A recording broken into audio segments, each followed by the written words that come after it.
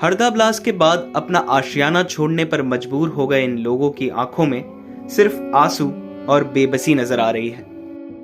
जिंदगी भर की कमाई से बनाया अपना आशियाना खोने का दर्द इनकी आंखों में साफ साफ देखा जा सकता है। पूरी जिंदगी भर की यादों को एक ट्रक में समेटकर यहाँ के लोग जाने पर मजबूर हैं। एमपी तक ने जब इन लोगों से बात की तो वो भावुक हो गए। उन्होंने कहा कि ब्लास्ट के बाद मकान की हालत इतनी खराब हो चुकी है कि उसमें रहा नहीं जा सकता। कोई 2 साल पहले ही घर बनवाया था तो कोई 4 साल पहले।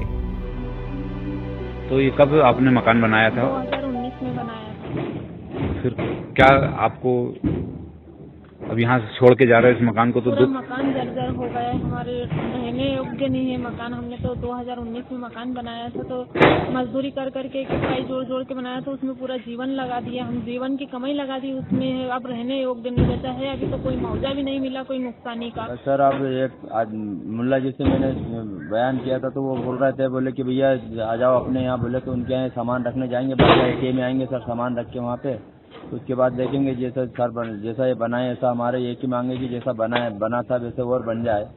बस हम तो हमारी जो दुख है तो हम बता ही नहीं सकते। जो हमारी यही खुशी है कि जो हमारे बच्चे बच गए हमारे, वो बहुत बड़ी खुशी है। बाकी मकान जो टूटा है वो तो देख ही रहो आप, हम रहने की स्थिति में तो है नहीं। ये मकान माँ बाप घर जा रहे हैं सामान लेके, बच्चे होने वहीं पे। एक बच्चे को बुखार आ गई तो ITI में पड़ी है, 2 बच्चे वहाँ पड़े हैं। पूरा बहुत परेशान है, घर का सामान पूरा इधर उधर हो गया, नुकसान बहुत ज्यादा हुआ है। ये रहने की व्यवस्था नहीं। यहाँ कितने परिवार रहते थे? यहाँ 5 परिवार। तो ये लोग अब कहाँ गए हैं? ये तो अभी 2-3 तो वहाँ इंदौर में भर्ती हैं, जो उनको यहाँ से रिफर कराया गया है। और तो बाकी तो क्या है, यही हरदे में कुछ भर्ती हुए थे वो। अब फिर सामान वगैरह? सामान अब हम भाई हैं, कुछ भतीजे हैं, वो ले जा रहे हैं सामान, दूसरी जगह पटक रहे हैं। हमारे पास भी जगह नहीं है, मजबूरी ये है कि हम तो अभी रोड पे इस किनारे पटक रहे हैं सामान यहाँ से निकाल के, क्योंकि हमारा मकान इतना टूट चुका है कि उसमें घुसने से डर लग रहा है। सर मकान इतनी मेहनत से बनाया था हमने कि क्या बताएं, हमारे बाप दादाओं की पूंजी, हमारे खुद की जो भी उम्र हो गई आज 40-45 साल, सबकी पूंजी लगा दी थी इस मकान के अंदर। हमारा पूरा खून पसीना सब इसमें लगा हुआ, सारा बर्बाद हो चुका है। ना गवर्नमेंट ने अभी तक हमारी कोई रहने की व्यवस्था करी है, ना कोई किसी चीज़ का इंतजाम करा। कभी ITI में पड़े रहते हैं, कभी गौशाला में जो धार्मिक स्थल हमको मिल जाते हैं, या थोड़ी बहुत गवर्नमेंट ने रहने की व्यवस्था फिलहाल करवाई है।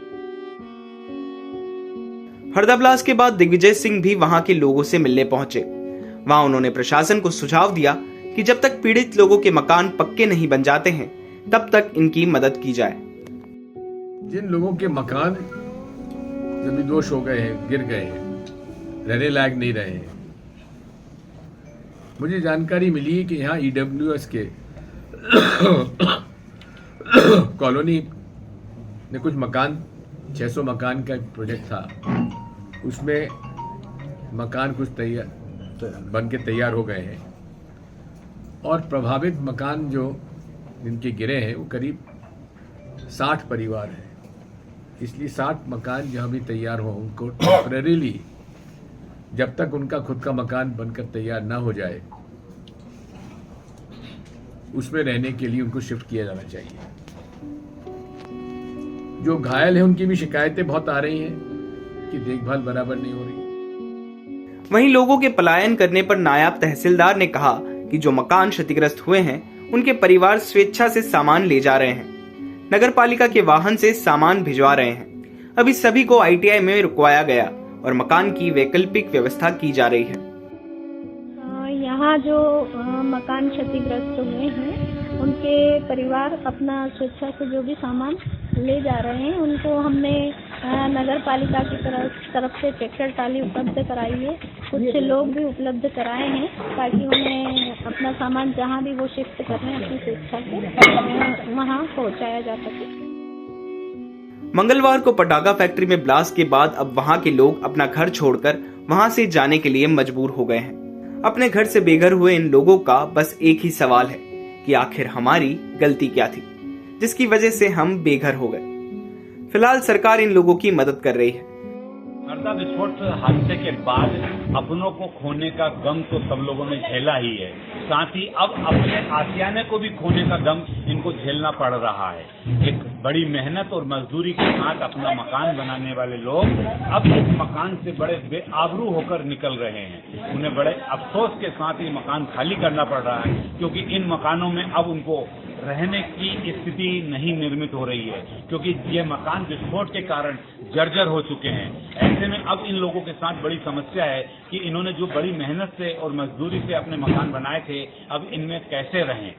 ऐसे में सभी लोग मकान खाली कर रहे हैं और ये यहाँ रहने वाले लोग गरीब और मजदूर परिवार से हैं। इनके पास कोई वैकल्पिक व्यवस्था नहीं है, तो कोई या तो अपनी ससुराल जा रहा है या फिर कोई अपने रिश्तेदारों का सामान रख रहा है या कोई मकान को किराए से लेकर वहाँ रहने की वैकल्पिक व्यवस्था बनाने में जुटा है।